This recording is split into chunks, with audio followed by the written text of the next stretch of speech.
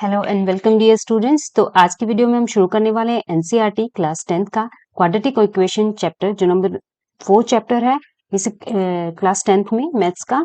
तो आइए शुरू करते हैं आज की वीडियो। सबसे पहले हमारे पास क्या होता है क्वाड्रेटिक इक्वेशन, इसके बारे में डिस्कस करते हैं कि क्वाड्रेटिक इक्वेशन हमारे पास होता क्या है। क्वाड्रेटिक पोलिनोमियल के बारे में हम ऑलरेडी जानते हैं, हम डिस्कस करके आते हैं यहाँ तक कि जो भी इक्वेशन जो भी पोलिनोमियल हमारे पास क्या होती है a x square plus b x plus c form की होती है, जो भी पोलिनोमियल वो क्या होती है क्वाड्रेटिक पोलिनोमियल होती है। इसमें जो एक्स होता है वेरिएबल, उसकी क्या होती है जो डिग्री होती है वो 2 होनी चाहिए, यानी कि हाईएस्ट जो पावर है वो 2 होनी चाहिए एक्स की, ठीक है, जो वेरिएबल होता है उसकी। तो वो हमारे पास क्या होती है क्वाड्रेटिक पोलिनोमियल होती है। और इस क्वाड्रेटिक पोलिनोमियल को अगर हम इक्वल टू 0 पुट कर देते हैं तो ये हमारे पास इक्वेशन बन जाती है। ये कौन सी क्वाड्रेटिक इक्वेशन, इसमें क्या होता है जो वेरिएबल होता है उसकी डिग्री 2 होनी चाहिए। तो ये हमारे पास क्वाड्रेटिक इक्वेशन होती है। और a x square plus b x plus c हमारे पास इक्वल टू 0 इसकी क्या होती है स्टैंडर्ड नोटेशन होती है। इसको स्टैंडर्ड फॉर्म में हम इस तरह से लिखते हैं a x square plus b x plus c, जहाँ एक्स हमारे पास वेरिएबल होता है और ए बी सी कॉन्स्टेंट होते हैं। पर यहाँ पर एक ए के ऊपर हमारे पास एक कंडीशन होती है कि ए कभी भी 0 नहीं हो सकता, क्योंकि अगर ए 0 हो जाएगा तो ये पूरी टर्म एक्स स्क्वायर की टर्म ये वाली पूरी क्या हो जाएगी हमारे पास 0 हो जाएगी। और अगर ये वाली टर्म 0 हो जाएगी तो ये इक्वेशन जो हमारे पास bx plus C equal to 0 होगी, ये क्वाड्रेटिक इक्वेशन नहीं होगी, ठीक है। फॉर एग्जाम्पल हम जैसे एग्जाम्पल देखते हैं कि 7x square plus 5x plus 3 ये हमारे पास एक क्वाड्रेटिक इक्वेशन है, या 7x square plus 3 equal to 0 ये भी हमारे पास एक क्वाड्रेटिक इक्वेशन है। X square plus 3x minus 4 equals to 0 ये भी हमारे पास एक क्वाड्रेटिक इक्वेशन है। तो जो इस तरह की इक्वेशंस हमारे पास होती हैं वो कौन सी होती हैं क्वाड्रेटिक इक्वेशंस होती हैं।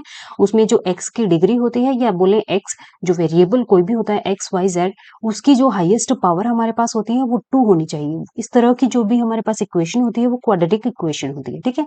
अब हमारे पास इसके ऊपर बेस्ड क्वेश्चन है कि हमें चेक करना है, दो इक्वेशन गिवन है, हमें ये बताना है कि ये क्वाड्रेटिक इक्वेशन है या नहीं है। तो क्वाड्रेटिक इक्वेशन चेक करने के लिए क्या कंडीशन होती है हमारे पास कि जो x है उसकी जो डिग्री है वो कितनी मिलनी चाहिए, हमें 2 मिलनी चाहिए, या बोले x की जो हाईएस्ट पावर है वो कितनी मिलनी चाहिए, 2 मिलनी चाहिए। तो क्या करेंगे उसके लिए, ये जो इक्वेशन है इसको हम सोल्व करके देख लेंगे। जहां भी हमें x की जो डिग्री है वो 2 मिलेगी तो वो क्वाड्रेटिक होगी, अदरवाइज नॉट।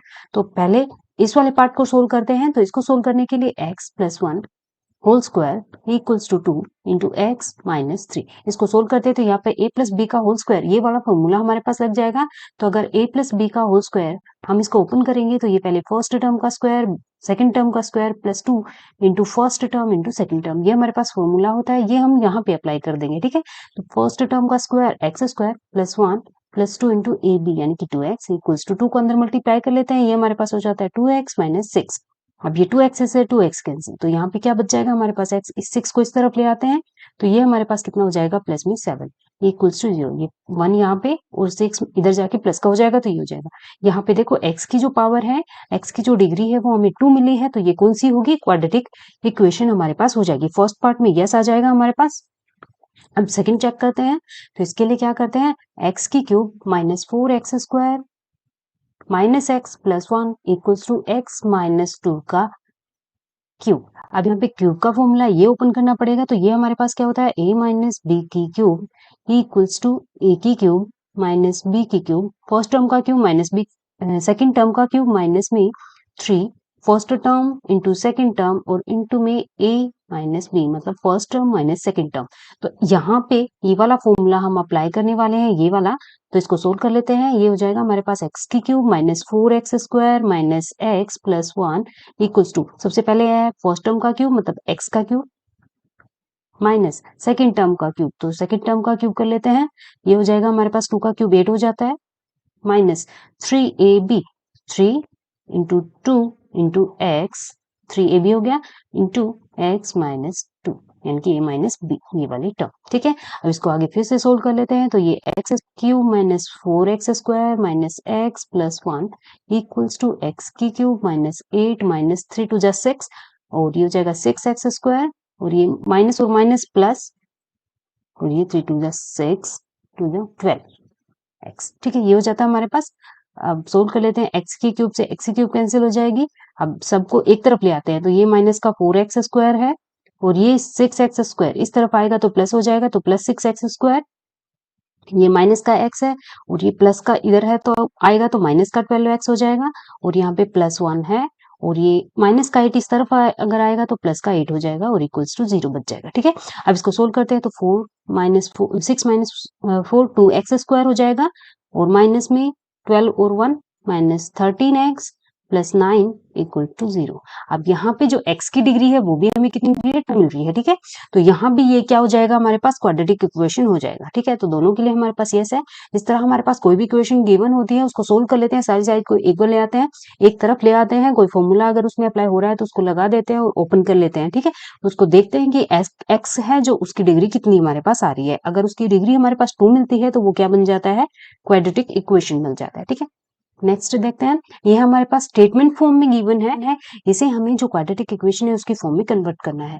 तो हमारे पास क्या गिवन है, एक रेक्टेंगुलर प्लॉट है ना, उसका एरिया गिवन है, कितना है हमारे पास 528 मीटर स्क्वायर, और जो लेंथ और ब्रेथ है उसके ऊपर एक कंडीशन हमें गिवन है। तो हमें इसके लिए क्या करना है, इसको जो क्वाड्रेटिक इक्वेशन है उसमें कन्वर्ट करके बताना है कि अगर हमें इसकी लेंथ और ब्रेथ को फाइंड आउट करना पड़े तो हम उसको कैसे फाइंड आउट करेंगे। तो उसके लिए क्या करते हैं, जो एरिया रेक्टेंगुलर प्लॉट का एरिया हमें गिवन है वो कितना गिवन है, 528 गिवन है, और जो कंडीशन इस पे गिवन है तो क्या गिवन है, length of the plot is 1 more than twice of its breath.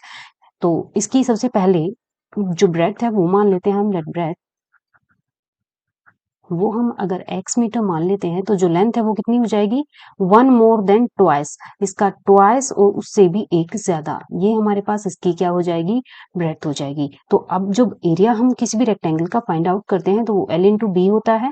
तो लेंथ है यहाँ पे x है और ब्रेथ हमारे पास है 2x प्लस 1, और वो किसके इक्वल हमें गिवन है, 528 के इक्वल हमें गिवन है। तो अब इसको सोल्व करते हैं तो ये हमारे पास हो जाता है 2x² प्लस x, और इसको इस तरफ ले आते हैं, ये तो ये 528 हो जाता है, इक्वल्स टू 0 बच जाएगा। तो ये हमारे पास इसके लिए क्या आ जाती है, क्वाड्रेटिक इक्वेशन आ जाती है। अब इसको सोल्व करने के मेथड हम आगे आगे की जो क्लासेस होंगी उनमें डिस्कस करेंगे। अभी यहाँ पर सिर्फ हमें इसको क्या करना था, क्वाड्रेटिक इक्वेशन में कन्वर्ट करके बताना था। क्या गिवन था, हमें एरिया गिवन था और लेंथ और ब्रेथ के ऊपर एक कंडीशन गिवन थी जो हमने यहाँ पे अप्लाई कर दी है, और उसकी हेल्प से फिर जो फॉर्मूला है एरिया का उसमें लेंथ और ब्रेथ दोनों वैल्यू पुट करके ये जो इक्वेशन हमारे पास बन गई है उसको सोल्व कर लिया है।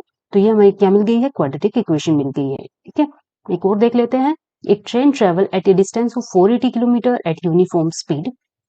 If the speed had been 8 km less than, it would have taken 3 more hours to cover the same distance.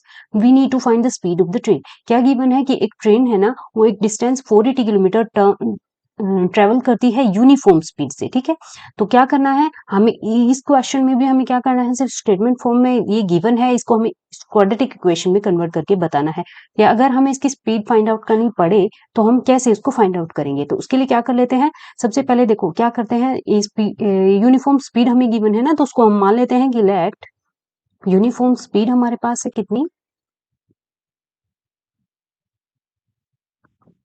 x kilometre per hour. ठीक है, और जो डिस्टेंस है वो कितना गिवन है,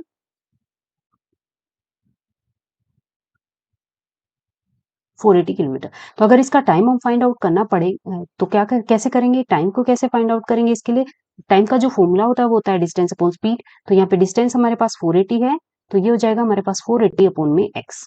एक तो हमारे पास ये वाली कंडीशन आ जाएगी, और दूसरा अगर क्या गिवन है, अगर स्पीड उसकी 8 किलोमीटर पर आवर कम कर दी जाए, मतलब क्या है, पहले अगर x थी तो अब x माइनस 8 कर दी जाए, तो जो टाइम है वो कितना होगा, 3 घंटे ज्यादा लेगी, लेकिन डिस्टेंस तो वही है, सेम डिस्टेंस तो सेम ही कवर कर रहा है 480 किलोमीटर। सिर्फ स्पीड को क्या कर दिया है, कम कर दिया। ओब्वियसली स्पीड को कम कर दिया है तो वो टाइम ज्यादा लेने वाली है। तो यहाँ से अगर हम टाइम फाइंड आउट करना चाहेंगे तो जो क्या टाइम होगा वो क्या होगा, इसका 480 अपॉन में इसकी स्पीड, डिस्टेंस अपॉन स्पीड होगा ना, तो यहाँ स्पीड कम कर दिया है। ठीक है, ये कर दिया है, तो ये दोनों के लिए टाइम आ गया है, और ये कंडीशन गिवन है कि 3 घंटे ज्यादा लेती है, तो मतलब इनके टाइम का डिफरेंस कितना होगा हमारे पास, 3 होगा। तो ये हम ले लेते हैं, यहाँ पे टाइम क्या होगा, कम लगेगा, और यहाँ पे टाइम ज्यादा लगेगा। तो इसको इसमें से 480 अपॉन में x माइनस 8 में से हम इसको अगर सब्ट्रैक्ट करेंगे तो हमें क्या मिल जाएगा, 3 मिल जाएगा। ठीक है, अब यहाँ से क्या करते हैं, 480 कॉमन निकाल लेते हैं बाहर, ये 480 बाहर आ जाता है, ये हो जाएगा 1 upon x minus 8 minus 1 upon x equals to 3। ठीक है, अब इसको इसमें से क्या करते हैं, एलसीएम ले लेते हैं, इस 480 को इस तरफ ले आते हैं, ये अंदर ही रहने देते हैं, 480 इंटू एलसीएम अगर लेते हैं तो वो हमारे पास हो जाता है x माइनस एट। अब इसको x माइनस एट से x माइनस एट कैंसिल हो जाएगा, सिर्फ यहाँ x बचेगा माइनस एक्स और प्लस एट, ये हो जाएगा और इक्वल्स टू 3 हो जाएगा। ठीक है, अब x से x कैंसिल हो जाएगा। अब ये वाला नीचे वाला इस तरफ क्रॉस मल्टीप्लाई करेंगे तो ये 3 के साथ मल्टीप्लाई हो जाएगा, तो यहाँ से क्या होगा 480 multiply by x equals to 3 multiply by x into x minus eight, ये हमारे पास हो जाएगा। इसको मल्टीप्लाई कर लेते हैं तो 0 4 3840 आई थिंक यही होगा, और इक्वल्स टू ये हो जाएगा हमारे पास 3x स्क्वायर माइनस में x, ये हो जाएगा। अब इस सारे को एक तरफ ले आते हैं तो ये हो जाएगा हमारे पास 3x स्क्वायर माइनस 24x और माइनस में ये इस तरफ आएगा ना तो माइनस को हो जाएगा, तो 3840 इक्वल्स टू 0 हो जाएगा। अब ये 3 कॉमन आ जाएगा सारे में से, तो ये x square minus 8x minus में इक्वल्स टू 0, ये हमारे पास क्या आ जाएगी, इसके लिए क्वाड्रेटिक इक्वेशन आ जाएगी। अब इसका सॉल्यूशन हम आगे क्लासेस में डिस्कस करेंगे। तो ये हमारे पास क्या हो जाएगी, क्वाड्रेटिक इक्वेशन हो जाएगी। जब इस क्वाड्रेटिक इक्वेशन का हम सॉल्यूशन फाइंड आउट करेंगे तो हमें क्या मिल जाएगा, इस ट्रेन की स्पीड हमें मिलने वाली है। ठीक है, क्या गिवन था हमें, एक स्टेटमेंट फॉर्म में क्वेश्चन गिवन था, उसके ऊपर सिर्फ कंडीशन थी उसकी स्पीड पे कि अगर स्पीड को कम कर दे तो टाइम ज्यादा लगेगा, मतलब टाइम का डिफरेंस उनका गिवन था। तो यहाँ से हमने इसको सोल्व करके क्या कर लिया, इसको क्वाड्रेटिक इक्वेशन में कन्वर्ट कर लिया है। ठीक है, तो आज के लिए इतना ही इन इक्वेशन के सॉल्यूशन के लिए। नेक्स्ट वीडियो में, तब तक के लिए take care and thanks for watching. If you like the video then please like share and subscribe. Thank you.